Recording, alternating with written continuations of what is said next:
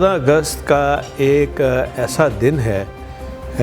جو زندہ قومیں ہیں وہ اس کو یاد رکھتی ہیں. ہر قومی دن کے اوپر وہ جتنا جوش اور خروش سے مناتے ہیں، یہ دراصل میسیج ہوتا ہے نئی جنریشن کے لیے بھی، اور پھر خاص طور پہ دنیا کے نقشے میں یہ بتانے کی ضرورت ہے کہ پاکستان واحد وہ ملک ہے جو بائی ووٹ اور کلمے کے نام پہ لا الہ الا اللہ محمد رسول اللہ کا مطلب کیا ہے، تو وہ یہ ملک دنیا کے نقشے میں مارز وجود میں آیا. اور یہ اسرائیل کی طرح نہیں ہے کہ وہاں زبردستی قبضے ہوئے اور پھر لوگوں نے تسلیم کر لیا، لیکن یہ بائی چوائس ہے. تو آج ہندوستان کے مسلمان بھی جب وہاں ان کے ساتھ زیادتی ہوئی تو انہوں نے کہا کہ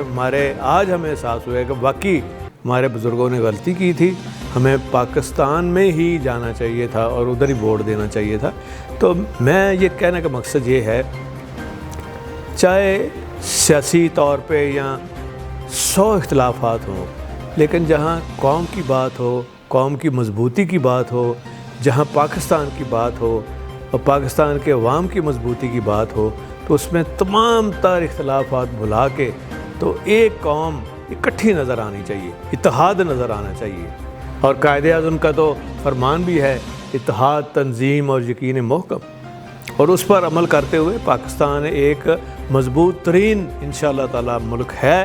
رہے گا اور زیادہ مضبوط ہو سکتا ہے.